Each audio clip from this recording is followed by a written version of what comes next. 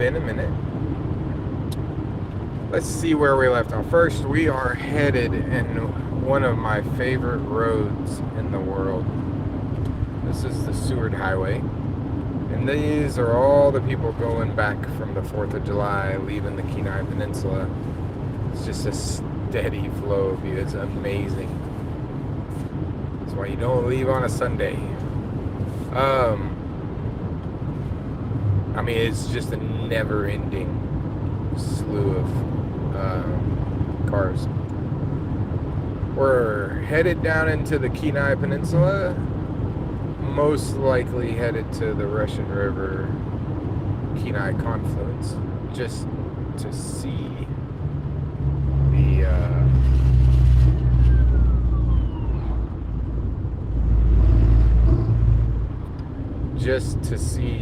the combat fishing and do a little fishing ourselves. We'll probably run to the falls and work our way down from the falls to stay away from the crowds. It's harder fishing, but you don't get hooked in the eye.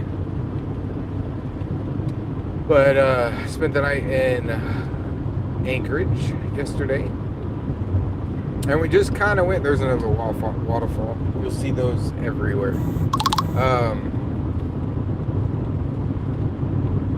We slept next door to the Root Glacier, and then we hiked up on the Root Glacier on July 4th. That was our July 4th celebration. The town of McCarthy had kind of a July 4th parade and celebration in this little mountain town, and it was kind of quaint, but it's more of a party, which it's all good. Nothing wrong with that, but we weren't there to do our scenic thing, and hiked out on top of the glacier and enjoyed a little bit of, not silence because the glacier was making noises, but we jumped back in the van and we decided to do a little rally car all the way back. So the road that took us 2.5 hours to get in on, we got out in 1 hour and 45. And honestly, it was kind of the locals that tuned us into it. They're like, dude, you just gotta go 35, 40 miles an hour, just grin and bear it, accept the consequences. And it was a lot smoother because you're kind of skipping over the top of all the or at least it felt smoother. We didn't break anything that we know of yet, but pretty much you sailed the van. Every item that could be knocked loose. We broke a couple of hooks. Sleeping bags ended up on the ground. It was one of those adventures, you know. But this from Wrangell, St. Elias, or Copper Landing to Anchorage is much of the same. It's not as big as this is, but it's just mountains and glaciers and just. I've always told people in Alaska, it's every time you turn the corner, you're like, wow, that's the most beautiful thing I've ever seen. It's kind of neat here on the left. You can see the avalanche path. You see how the different colors of trees, there was an avalanche there that took out the foliage on that mountain. That's what these cross gates that you keep seeing are, is for mudslides and avalanches. They shut down the road. The Alaska Railway is on our right currently. Well, no, maybe it's not. I don't know where it is. It's somewhere right around here. It follows this road all the way down. It's pretty cool. Most trips that I've come down here, you at least see the train going one way or the other. It's a very distinct, it's like yellow and or maybe it's red, I don't remember, but it's a very distinct train. There's no doubt when you see it. But I mean, the views on this road are just, and it's kind of amazing because all the way to Soldotna, it's Cook's Inlet on your right, mountains on both sides, waterfalls falling off the mountains. There's beluga whales that you see in Cook's Inlet. We haven't seen it yet, but 2 of the 4 times I've been down here, I've seen a pod of beluga whales. Of course, you see bear and moose and so on and so forth. We saw some moose coming out of Wrangell, St. Elias. That was kind of cool. Two different instances. Both were cow moose with calves. One had two, one had one. Both were out in the water doing their thing. One was like snorkeling, which was kind of cool. It's where they duck under the water and they're reaching down, 8-10 feet to the bottom and just ripping up foliage from down there. Massive creatures. It's just incomprehensible how big they are. I think a bull moose will stand like 6'6" from hoof to shoulder. That means with head up, they're nearly 9 feet tall or 8 feet tall. It's crazy. Right now the tide's out. You can kind of see all the mud. You do not go in Cook Inlet in the mud. Many people die. Some of it's walkable, but there's an awful lot of it that you sink to your hip and you just can't get out. That's the story I understand anyway. I have a pretty good understanding of mud. I used to guide ducks in the Livingston area for many years, and we have some the better the duck hunting, the harder the environment, or the harsher the environment. And I owed 2 inguinal hernia surgeries to duck hunting and guiding. But some of the best days, some of the best mornings I've ever had, I guess. It's kind of cool, so tide, this 40 foot tides. Yeah. So at high tide, this inlet will be full. The water will be all the way up, not to the edge of the road, but to the edge of the rock bank, or at least midway up. So the amount of water that leaves this inlet is unbelievable. What you can see, it's pretty shallow. Like there's mud out there in the middle.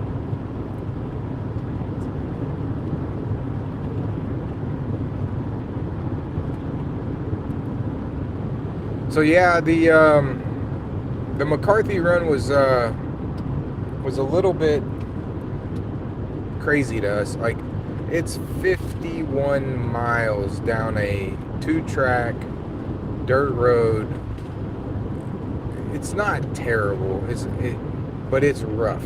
Well, right? We were told that was actually the best it had been in. Oh yeah, and then that was the thing, is we ended up at the end, we're getting close to the end of this road, 3 hours in nearly, and we're like, surely we're the only idiots that ever do this. And we get there and half of Alaska's there. It's the craziest thing. But it was 4th of July weekend. But there was hundreds of people in the campground, in the town. Just, and the town population's about 200, and about 36 of them are year-round. Now get this. Now Ranger told us this. We haven't reconciled it or researched it, but 60 feet of snow in McCarthy on average yearly. Not 60 inches, 60 feet of snow. And there's no post office there, and so that's kind of the governing discipline for the state of Alaska, whether they plow your road or not. Like, is there the mail have to get through? And so there's 2 roads into Wrangell, Elias. You'll hear me do that over and over. I can't get it right. But what was the other road called? Nebezna does have a post office, so they actually plow it, and it's only about 25.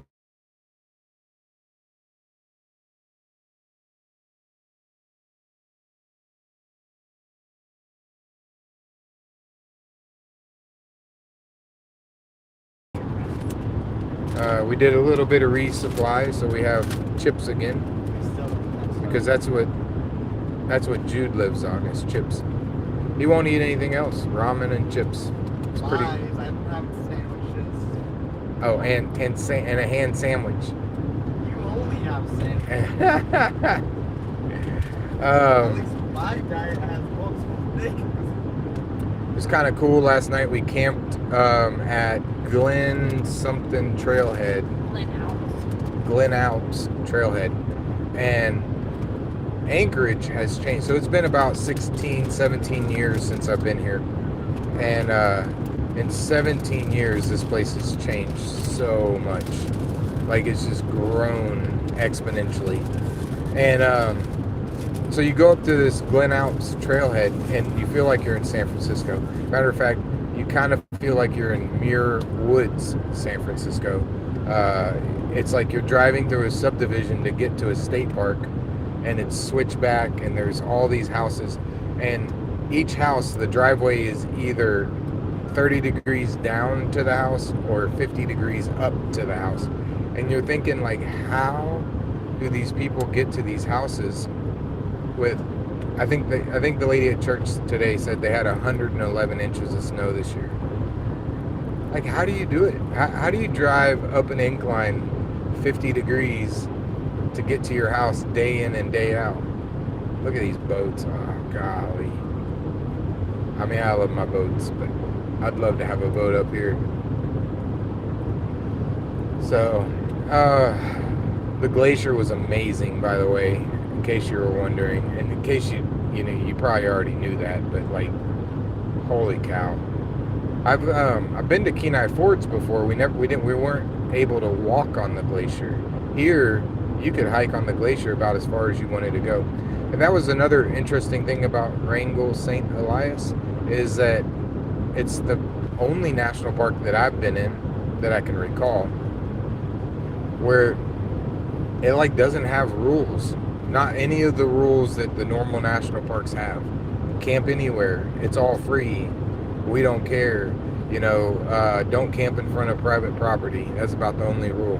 You want dogs? Bring your dogs. Keep them on a leash, but if you take them off, we don't really care. You can have the dogs on the paths, like hiking with you and so on and so forth. So in those aspects, it's a very interesting national park. I will say it is rugged. I would have been much happier in my Jeep. Like, when I had my Jeep, like the Jeep Wrangler, I think was made for Wrangell St. Elias. Like, there's no doubt. It's rugged country. Some interesting facts: it holds somewhere between 9 and 12 of the largest peaks in North America.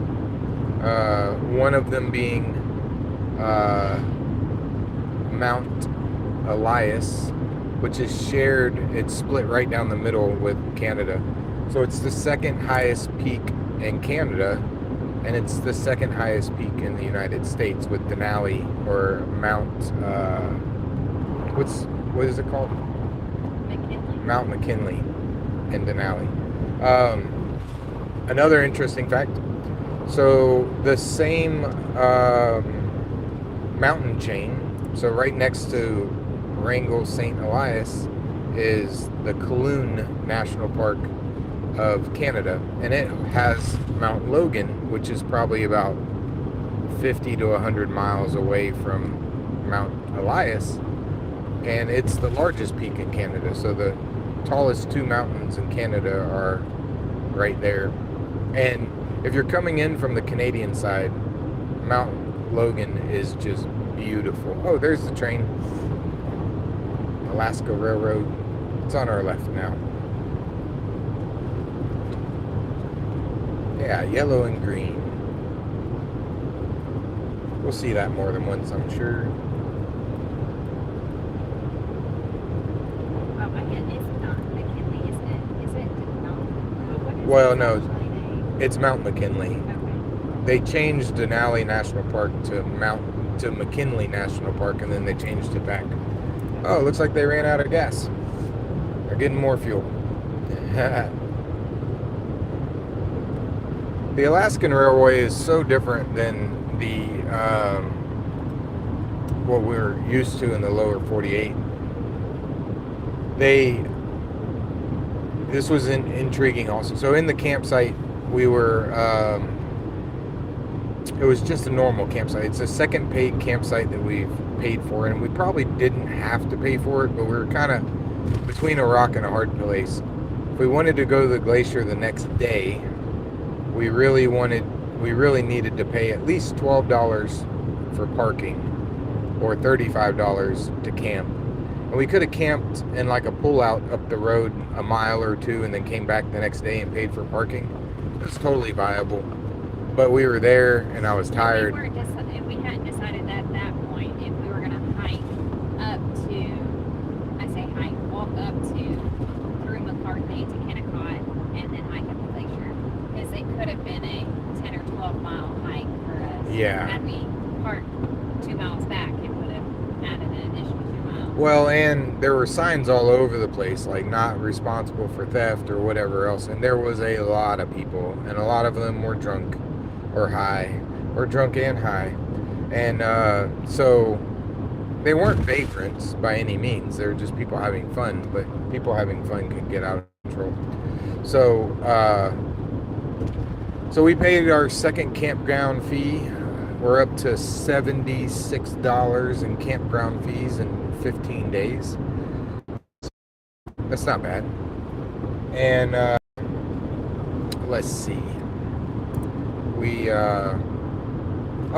But we were talking to a gentleman there, and he was probably in his mid 30s, maybe early 40s, and he works for the FAA, and his job is to try to upgrade all the airports in Alaska. They have like millions of dollars from the federal government to try to upgrade the airports, because as far as the FAA is concerned, Alaska is the highest risk ratio for incident.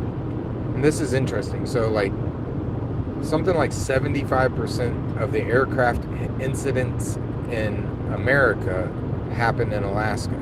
That's number one. But what he said, now of course we're just taking his word for it, 80% of the subdivisions in Alaska are only accessible by air, like float plane or bush plane. 80%. Which is intriguing because there's quite a few Alaskan residents that are only accessible by air or rail. And so those residents, they don't even have like a train station or a train stop or whatever. It's like the train just slows down in the middle of nowhere, in the middle of the forest, and just throws shit off the outside of the train to, basically their mailbox, if they had a mailbox. And it could be generators, it could be food, it could be whatever, And these people just come out of the woods and pick up their supplies and away they go. So it's kind of intriguing. I don't understand, even at this point, like I can't comprehend how they afford it. It's intriguing because I was telling Amber earlier, I was like, I think we live in Livingston, Texas, in the absolute cheapest place to live in America. Because everywhere we go, we're like, holy shit, how is fuel so expensive? Why is Progresso soup $9 a can? It's just ridiculous, some of the places we get to. But,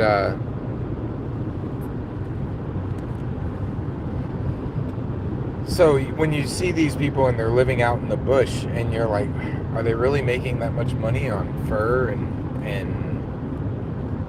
whatever else that they can do? Maybe art? I don't know.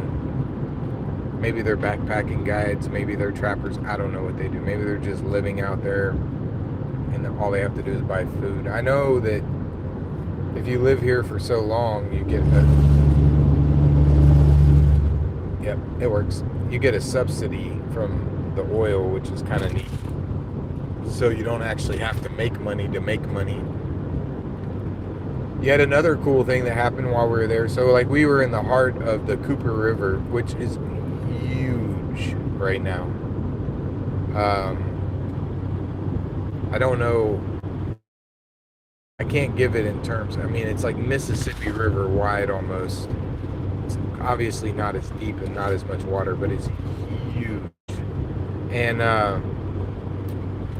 because it's July 4th weekend, all the locals or natives are all down, and so there was a bunch of salmon fish wheels that were turning, and it's the big sockeye run.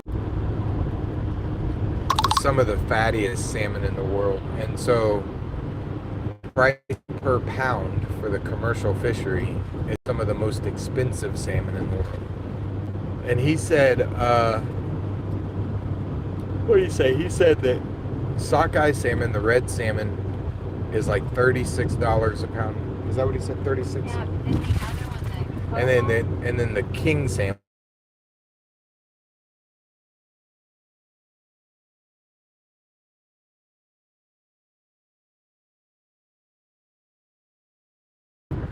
I guess we have heavy cloud cover and we got mountains on both sides. It makes it a little rough, but and relatively tall trees on both sides.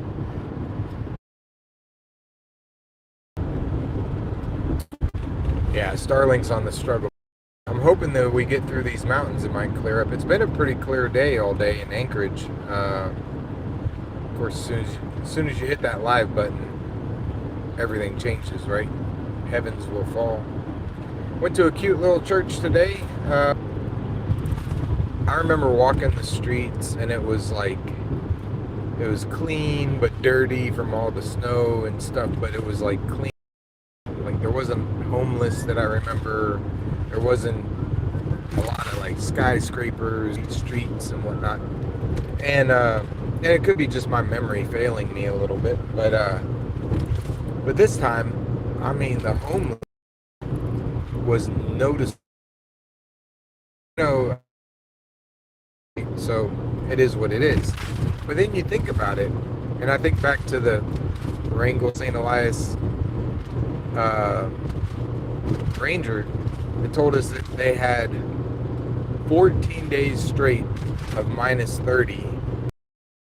14 days, 9 of them were minus 50 or more. Like the high was minus 50. And you think, how can you have homeless in a situation like that? Like, how do they survive? It's amazing. I mean, I'm sure there's shelters and stuff, but we're talking hundreds of people homeless on the streets, not 15 or 20. So, but they survive, I guess. Can you turn up the air? It's roasting here.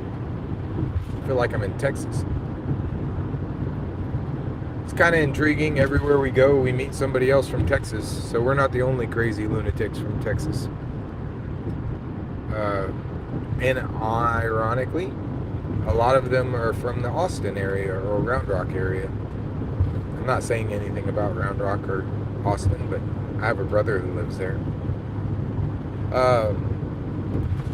But most recently we met a man that was from, I guess he said Leander, so Round Rock area, as far as I know anyway. But he had just completed the Pan American Highway on a motorcycle. And we sat and chatted for a while, because that's one of our goals. The North American half of it. About 9. All we have to do is go to Fairbanks. As long as we go to Fairbanks and go from Fairbanks back to, Haines or whatever, and then we have the short stretch in New Mexico back down to El Paso or whatever. But we complete that, and we've inadvertently completed that section of the Pan American. So yeah, it's just in and out, in and out. One of the cool things about this road is, like I said, we had the Cook Inlet, and then we're slowing down for no apparent reason. Oh, he's pulling over. And then once we get through Sodatna, which we'll probably stop and fish in Sodatna area for a while, because my favorite fishing is south of Sodatna, but the red salmon fishing south of Sodatna is just no good. So right now it's red salmon or sockeye, a lot of you will know it as, and here too, but we're not fishing for kings. because we're not fishing from a boat or a charter. If we take a charter out, we'll buy a king stamp. Interested in it, even though king salmon is tasty. I'd rather live with the size.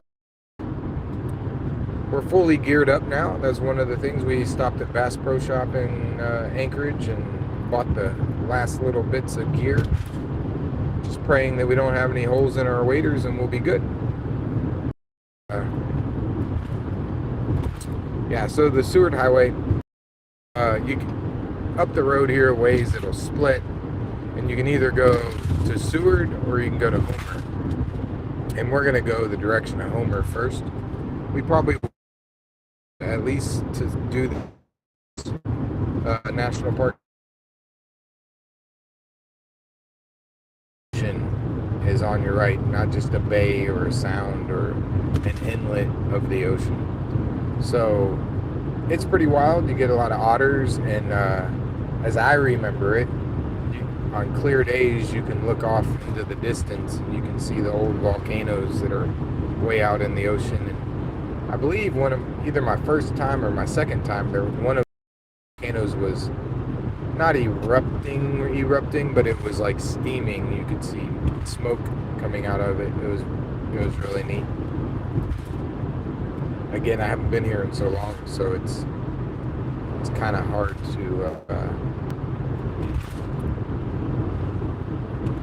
to anticipate what's going to happen.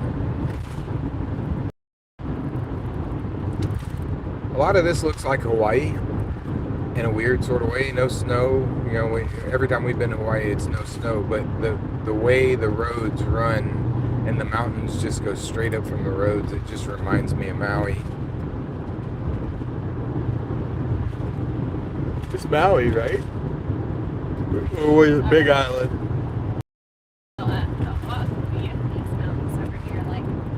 Or like Oahu, yeah. It's one of them. Yeah, I guess it is. That's where Jurassic Park and all that, huh? Sean would know, yeah. Sean, let me know. Make me right again. I think you're right. I think it is Oahu. Well, I just never went one park, whatever it's called. I don't think it's called the Living. No, it was a ranch, right? Yeah. Where they filmed Jurassic Park, and then right before that they filmed that war movie. Like, there's so many movies filmed in Hawaii. It's crazy. Kailua Ranch, or I can't shop for that. Where are you going to shop? I'm just kidding.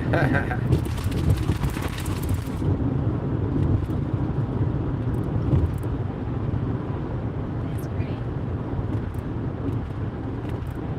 The people in Alaska are pretty interesting too. It's like you took 4 or 5 different types of people and you just like put them in a blender and mix them up, and so you just never know what you're gonna get, right? So the way I see it is, you have the people that came here because they don't really want to be in contact with anybody. They just want to be away from everything, you know. And you have the people that came here because of the nature, and you have the people that came here for oil, and you have, I'm trying to think of what the other one is, and you have the people that are here that are looking for healing, or like not necessarily solitude, but like just the remote and the harsh and the hard, you know, that a lot of people believe helps heal. So there's a lot of combat veterans that come up here that have PTSD and whatever else, and you know, they go off in the mountains and they just sit, you know, or camp or whatever, and they find their inner peace, kind of sort of in a meditative state. And I'm sure I'm being generalistic, but it's quite interesting because those 4 personas really are resounding, and you see it in like all the different I don't want to say races, but like all the different heritages, right? Like you see I think here they, so you know, it's so hard to speak about it. It's like, are they Indians, Native Americans, Inuits, Eskimo? You know, I think here they call them First People. Is that what they call the? I think so. But anyway, so, but in the Native heritage, you can just see the weather on their face. Like it's just like it's like etched into their skin. It's amazing. Like, you know, the 50 below and riding sled dogs in that type of temperature, or riding snow machines across frozen rivers or glaciers or whatever, you know. It's I was noticing at church today that, like, there's just so many different faces. You have Asian faces and American faces and like Russian or Scandinavian. Like, it's just such a mix of culture and heritage. It's very interesting.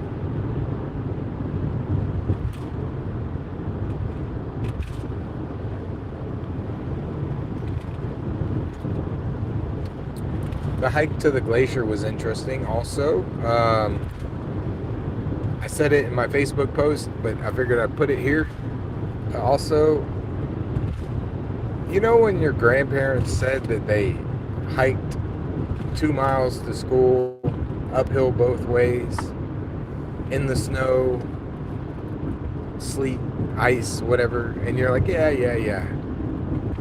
That hike, which it wasn't terribly hard, but that was the resounding thing. So you hiked in. It's like a 2.5 mile hike, right? You hike in and you gain about 500 foot of elevation in the first mile, let's say, right? It's not terribly bad. It's kind of gradual, but you're kind of going up. It's not even really switchbacks. It's just you know, gradually up, you know. And then you flat ground for a half mile, you know, maybe general grade up a little and then a little down, kind of whoops or whatever. But then you get to the glacier, and the glacier's 500 feet down, and it's like switchback straight down for the last 3/4 of a mile to get to the glacier. And so quite literally, if that was your hike to school, to get out from the glacier, you got to hike up 500 feet and then back down. So it's kind of intriguing. It was a lot more difficult than I thought it would be, because mainly of the footing, because you're walking on like shredded ground down rocks and pebbles. It's almost like river pebbles, you know, and it's just, that's all it is. It's not a lot of dirt. It's just rock upon rock upon rock. So the footing's a little bit unsure, and I actually fell right at the glacier, which was intriguing, come to find out, because I didn't do anything wrong. I was just walking and the ground disappeared, you know, and I didn't think of anything of it. I know enough that you don't try to catch yourself. You just kind of go with the fall, you know, land and, you know, whatever. And it wasn't anything big. Nothing got hurt or whatever. And then we hiked out on the glacier and we did our thing, and we came back, and Jude's like, hey, check this out. And it was a big chunk of just beautifully clear ice in the side of the mountain, where my foot, like, I had stepped on soil, but underneath the soil was solid ice, and it just slipped like it was, you know, ice skating. Max says hi. Max! Hello from Russia. I mean, hello to Russia. How goes it, my friend?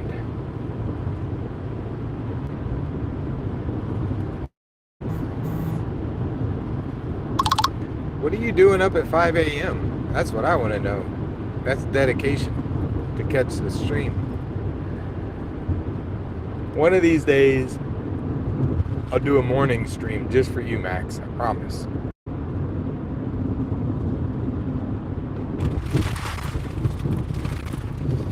A lot of my friends and family on this don't know Max, but Max is a very close friend of mine from he's in Moscow, and we've never met in person, but we've been kind of pen pals for, what, about a year now, max? Maybe 6 months? I don't know. He's a good guy. We have a lot of the same interests, and he's in computers, and I do a lot of computer stuff.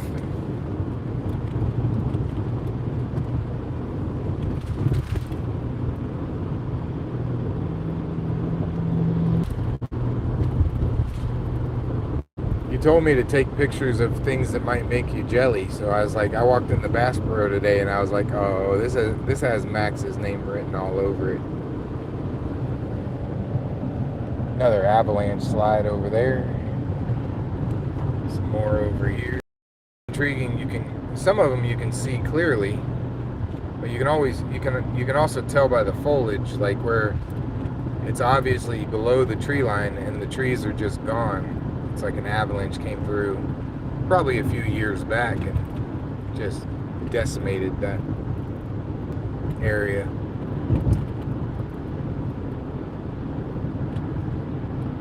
I was telling Amber, I remember watching a Discovery Channel thing, and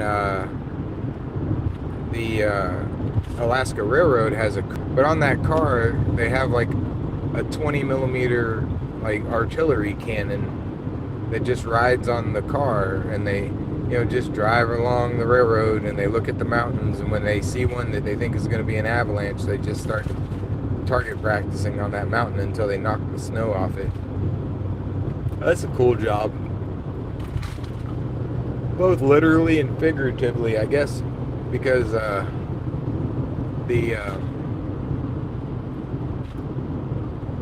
said that view is a masterpiece. Good luck. I have to continue sleeping. I hear that. We'll catch you another day, Max.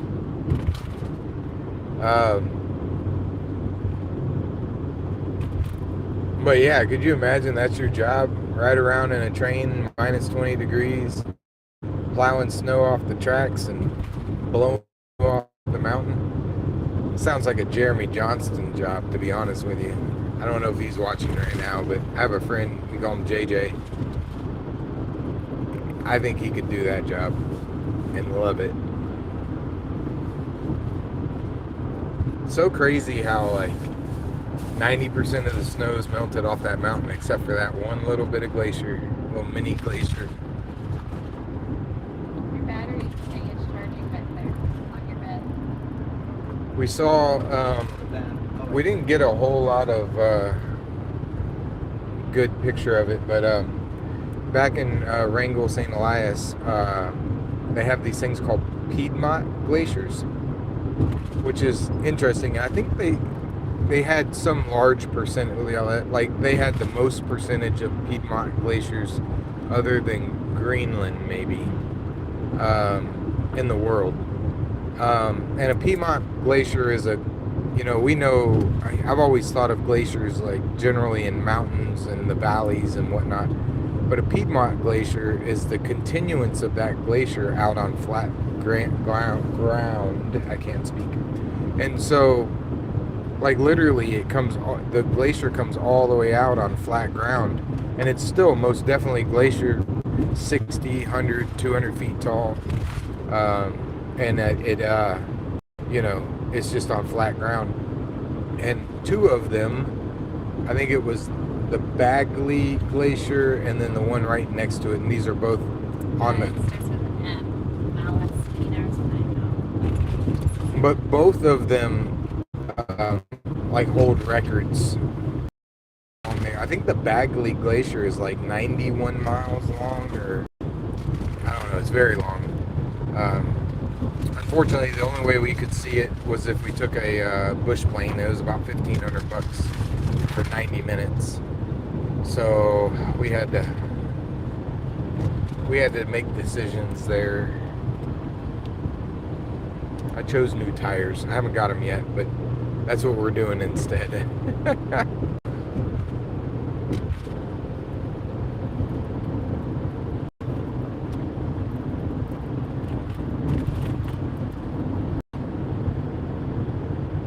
I don't know how much. I was hopeful, and it's still possible we might buy a Starlink Mini, and if we do, then I'll be able to stream some fishing from like the Russian River and the confluence. But generally, it's a pretty good hike to get to all these places where the sockeye are and where you can wade fish for them. So the majority of any fishing that we stream in now or in the future will be until August. The Anchor River pretty well, the Ninilchik pretty well, Deep Creek we can film well also there, and be able to stream it right from where we fish, which will be nice. Provided we don't run out of money first, but I don't think that'll happen unless we have something catastrophic happen to the van.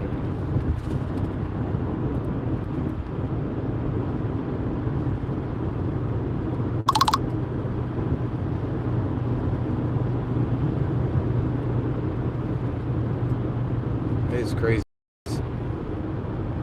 It's similar to the drive between Banff and Jasper, and I don't know if you can see the mountains this time though.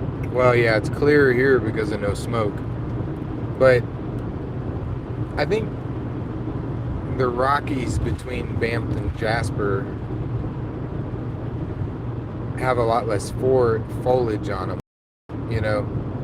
And I mean, you still get the tree line, but look at how much mountain in front of us is above tree line. Like, it's unbelievable.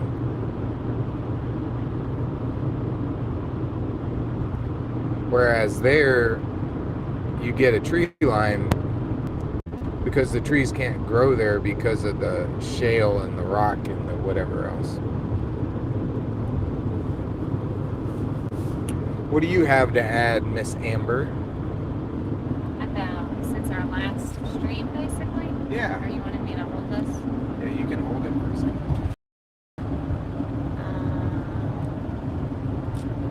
I don't know. I really enjoyed seeing the glacier, visiting the town of Kenai. Oh yeah, I didn't talk much about that. You can talk about that. So Kenai was a mining town. I think it was from 1910 to 1938. Tons of copper, copper and ore for sure were mined out. Yeah, they got a little silver and a little bit of gold, but it was the goal was copper. But it's interesting because a lot of the buildings and stuff are still there. Some have fallen down, but it's just a real cute. When you think about all the things that they had to do to, how they brought everything in. What were you saying? Sorry, it was like. Well, it was fascinating to me that like they had these like gondolas, if you were, and that's how they brought the rock to the mining plant. And then they had these huge buildings, and one was a electric production plant, and then you had the mining plant that like refined and ground down the rock into more finer substrate. And then they took that and they had two other different processes, and these are huge buildings. Like the mining plant was like 100 feet or 200 feet tall. The power plant 75. So, and then beside that, they had another big building that was used to handle more of the coarse material and get the copper out that way, and then the finer material they did the leaching on. It was just a whole process, and it was all delivered from way up in the mountains, and it was all delivered via this like high tension cable that was as big around as your arm, that was bringing the ore back down the mountain to the valley. Well, just the buildings in general were neat, and then I mean, they built decent sized buildings because they thought they would hold 60, 80, 100 mine. Also in the what did they call it? The governor's house. You could see the manager's house. You could see some pay stubs or payroll sheets. There was one paper that had, I don't know, maybe 40 or 50 names on it, and their pay for a superintendent at $500, but the deductions was like $247, and I was like, oh my goodness, half their paycheck's gone. And I wasn't sure. I mean, but that was the highest paid one on there, and others were, just a few $100s. I don't know in 1936 what that correlates to now, but. Well, and the interesting thing is, at this point in time, Alaska's not even a state; it's just a territory.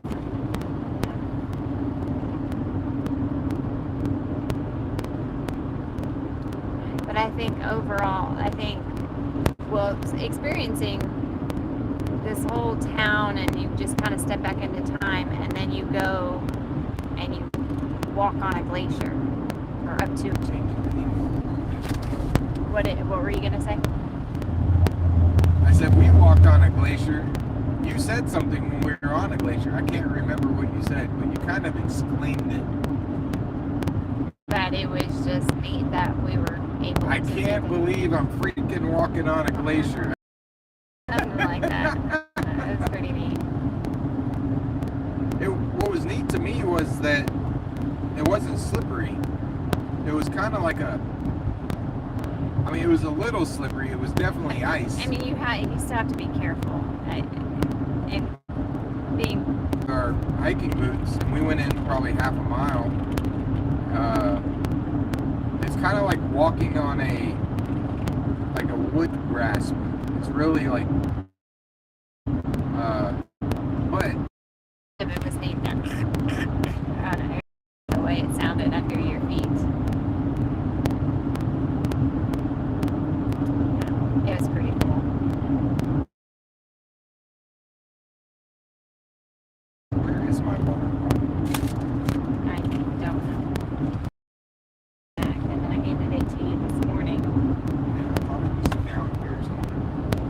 Can I have my water bottle? So then it was a decision of where do we go to find, and then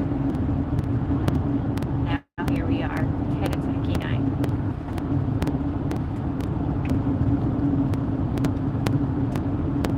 Well, I wouldn't say it was that easy,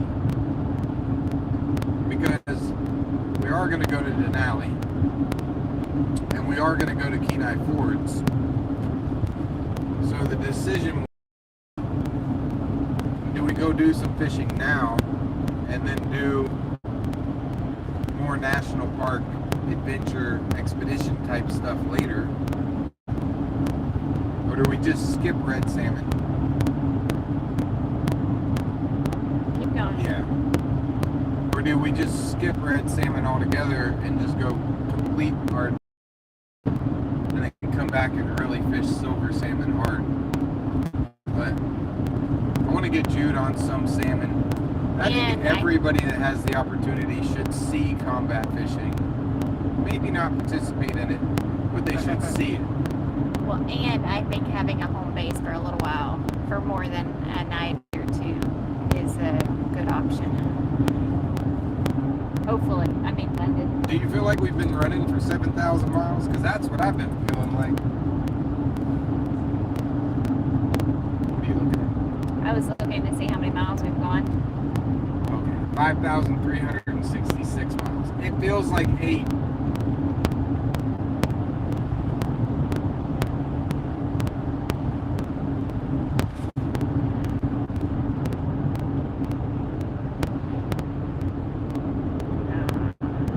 I messed up. Did you do close out? On mine, yeah. But it's okay. I'll go back to it. Okay, so it says in 1 mile we gotta make a turn, so to stay on the last one. That's a pretty mountain up there. I'm sure we'll see lots of those, but it is pretty. I tell you, it's the only place in the world where around every bend you're like, that's the most beautiful thing I've ever seen.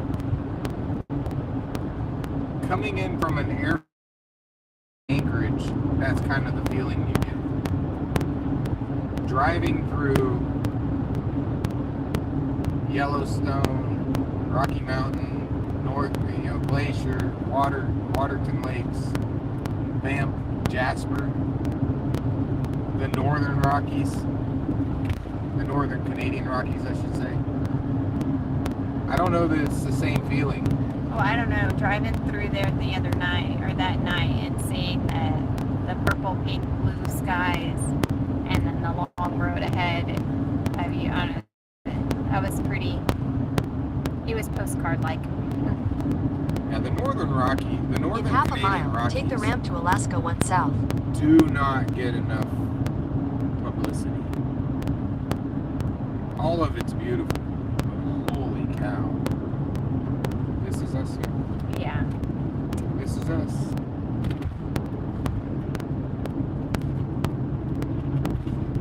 Exit Glacier, Kenai. It's only 37 miles. Yeah, we can go there. Take the ramp to Alaska We'll go 1 there. south. I say 37. I assume that's what that number meant. Continue on Alaska 1 south for 57 miles. Look at that. Out there. God. I can see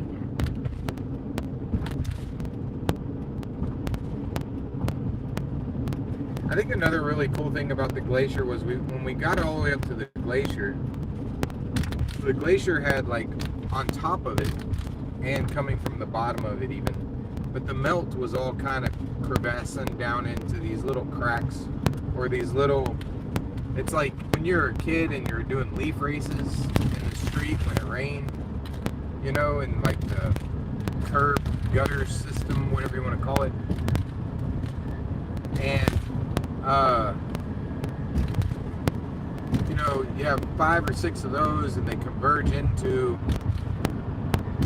a larger little trickle, and then 6 or 10 of those converge in to make like a very, very small brook stream, and then 6 or 10 of those converge in to make this legit little stream, like a mountain stream or whatever. And by the time you get off of the glacier proper right there, you have like this 4-foot wide, 1-foot deep stream of flowing water. It's not raging, it's not violent, it's just flowing water. But at our campsite, 4.5 miles down, it's 200 feet across and however deep, and it's like class 4 rapids. Oh, yeah. It's and then people were whitewater rafting. Yeah, there were some, and those were cool. They looked like kayak size, but they were whitewater rafts, like solo person whitewater rafts, and they had like a skirt all the way over the top so water couldn't get in it. But there was 2 guys floating down the river, just having the time of their life. It was amazing. What was neat about the glacier too was all around us, it looked like just sides of mountains or piles of dirt, but it was ice that was covered in dirt. That was another thing they were talking about, how some of the people, because when the mines shut down in 38, a lot of the original people left, but then they've come back later, and one of the things that they had asked was where did the glacier go, because that was the first time they'd been able to see the other side of the valley, because the glacier had encompassed all of it, just to show how much it has retreated over the last however many years. Well, less than 100 years. Well, it was the height, right? The glacier was over 200 feet high at the town. So there's a lot of photographs of the town of people that climbed to the top of the glacier. And that part of the glacier is like, it looks like dirt mounds. It looks like when they build a highway and the dump trucks come in and they just dump all the sand and gravel in big piles before the excavators or the bulldozers spread it. That's what it looks like, but they're huge. It looks like, giant size dump trucks come in and dump dirt mounds, but it's actually ice underneath all the dirt. And but that was all like 200 plus feet high, so it was taller than the town. So all the photographs of the town, people climb to the top of the glacier and you're looking down on the town. So the town never saw the other side of the valley. It's crazy to think about.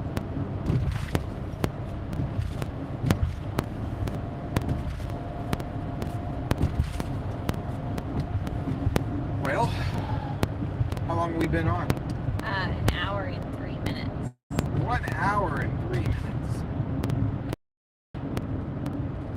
I can't believe my phone hasn't shut down because it's hot. I know. I did see a message. I thought I saw a message earlier that said phone needed to cool down, but I was so sure. Well, do you want to sign off? And maybe tomorrow we'll have some pictures of some fish for y'all. Yeah. Or the next day. Or bears.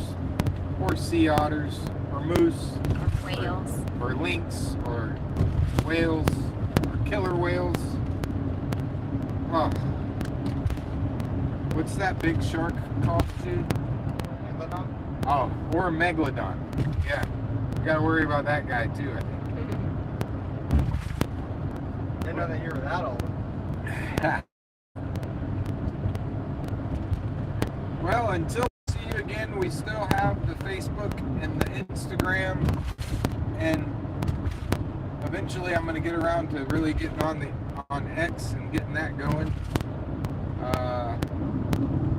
Leave a comment, like it, subscribe, do all the things that are free that help us. Please. Thank you, guys. And we will see y'all tomorrow.